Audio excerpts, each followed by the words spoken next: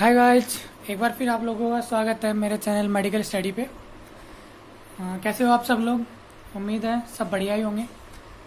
Guys, आज का जो अपना टॉपिक है वो फार्माकोलॉजी से रिलेटेड है, एंटी एमेटिक ड्रग।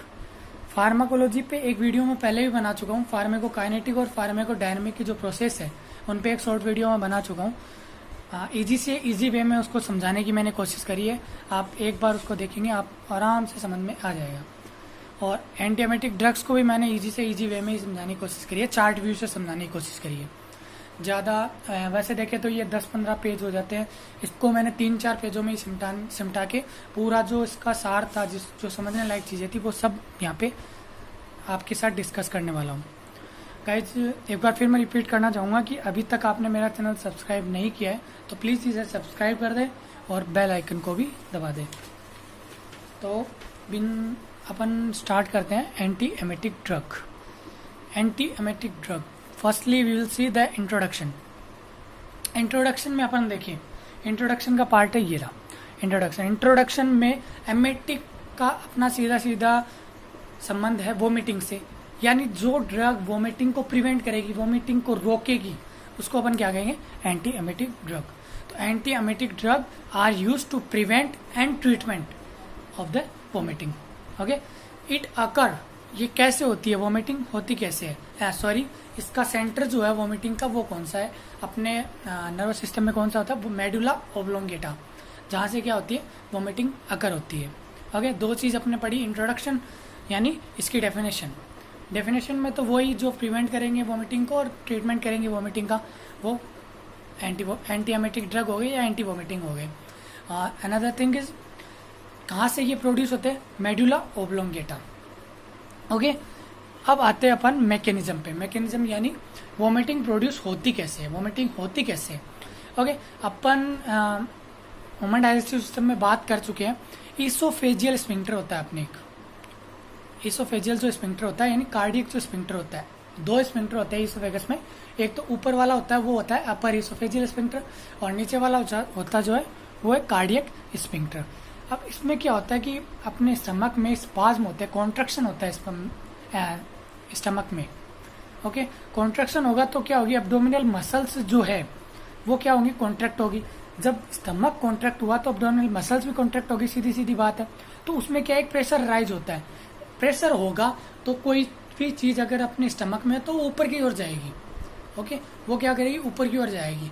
तो ऊपर की ओर जाएगी तो कार्डियक स्फिंक्टर जब ओपन होगा, तो कार्डियक स्फिंक्टर जब रिलैक्स होगा तो क्या होगा? जो भी चीज स्टमक में थी वो कहाँ जाएगी? अपने माउथ से बाहर, यानी expelled out of bye mouth. तो ये चीज मैंने लिखी है, इंग्लिश में एक बार बात कर लेते हैं। There is a relaxation of oesophageal sphincter या फिर कार्डियक स्फिंक्टर, या फिर इसको अपन लोअर ईसोफेजियल स्फिंक्टर भी बोल सकते हैं। A spasm of stomach occurs the abdominal muscles and also get contracted. So pressure rise and content are expelled out through nose and mouth, जिसको अपन कहते हैं वोमिटिंग। ओके, अब अपन बात करते हैं कोजेज की। कोजेज यानी इसके रीजन क्या क्या हो सकते हैं? एक तो किसी बंदे ने ज़्यादा खा लिया हो, भाई बढ़िया सब्जी बनी है तो खा लेते हैं बढ़िया वाला, और साथ उसकी डाइट थी 7 रोटी खाने की, उसने खा ली 15, तो ओवर ईटिंग हो गई, मतलब वोमिटिंग होने के चांसेस है। जीटीआई डिसऑर्डर है, सॉरी जीआईटी डिसऑर्डर है, कोई भी गैस्ट्रो इंटेस्टाइनल में अपने दिक्कत है, जैसे पेप्टिक अल्सर हो गया, ये सब जॉन्डिस, गैस्ट्राइटिस मतलब गैस्ट्रो इंटेस्टाइनल में कोई इन्फेक्शन है, पेप्टिक अल्सर हो गए, और कोलेरा हो गया इन्फेक्शन जो है, और हेड इंजरी यानी मेडुला ओब्लोंगेटा जो है उसमें इंजरी हुई हो, और प्रेगनेंसी के टाइम पे नॉर्मली अपनी वॉमिटिंग प्रोड्यूस होती है। Now we will see the classification of anti emetic drug. Classification का सीधा याद करने का तरीका है, 5 तरह से इसको क्लासिफाइड किया गया। पहला आता है anti cholinergic. Anti cholinergic mean जो कोलिनर्जिक रिसेप्टर को ब्लॉक करेंगे या कोलिनर्जिक रिसेप्टर पे एक्शन लेंगे। अनदर इज एंटी हिस्टामिन, जो हिस्टामिनिक रिसेप्टर होंगे। अनदर इज न्यूरोलेप्टिक, और another is prokinetic and adjuvant drug. 5 type हो गए। पहला anti cholinergic, another is anti histaminic, तीसरा neuroleptic, fourth prokinetic, and another is adjuvant drug. Now anti cholinergic drug consist 2 drugs, dicyclomine and the dicyclomine hydrochloride, one drug. It contains one drug. And antihistaminic drug contains two drugs like promethazine and diphenhydramine hydrochloride. ये अपन shortest view है. Okay, neuroleptic में क्लोरोप्रोमाजीन, prokinetic में domperidone और ओंडास्टेरोन, और adjuvant में dexamethasone. Okay, तो ये तो था अपना क्लासिफिकेशन. नॉर्मल क्लासिफिकेशन है. पहला anticholinergic, antihistaminic and neuroleptic, prokinetic and the adjuvant drug. Now we will see the mode of action and the dosages of the drugs. Okay, इधर मैंने ड्रग्स का नाम लिखा है, इधर मोड ऑफ एक्शन और इधर अपनी डोज है. तो पहला अपन स्टार्ट करते हैं डाइसाइक्लोमाइन हाइड्रोक्लोराइड, जो कि क्या है, एंटीकोलिनर्जिक ड्रग है. ये क्या करेगा, it decrease the gastric secretion. Gastric जो सिक्रेशन होता है उसको डिक्रीज करेगा, मोटिलिटी को डिक्रीज करेगा. कैसे डिक्रीज करेगा, किस पे एक्ट करेगा, कोलिनर्जिक रिसेप्टर पे, जैसे मैंने आपको पहले बता दिया था. इसीलिए इसको क्या बोला जाता है, एंटीकोलिनर्जिक ड्रग्स. और it is also use in morning sickness और पेप्टिक अल्सर. पेप्टिक अल्सर और मॉर्निंग सिकनेस में ज्यादा यूज किया जाता है. अडल्ट डोज की अपन बात करें तो अडल्ट में 30 to 60 mg और नॉर्मली चाइल्ड में हाफ द अडल्ट डोज कर देते हैं अपन. Okay, another is diphenhydramine hydrochloride. Now what will do this drug, this drug inhibit the histamine. Anti histaminic drug है तो इनहिबिट करेंगे हिस्टामिन को और ब्लॉक करेंगे उसकी एक्शन को. It is also use as anti allergic reaction. Anti allergic reaction जैसे itching हो गया, स्नीजिंग हो गया, रेशेज हो गए, इन सब के लिए भी डाइफेनहाइड्रामाइन हाइड्रोक्लोराइड का यूज करा जाता है. और डोज की अपन बात करें तो अडल्ट के लिए वही 20 to 40 mg, 30 to 60 mg normally equally होते हैं. ओरली दिया जाता है और चिल्ड्रन में हाफ कर देते हैं.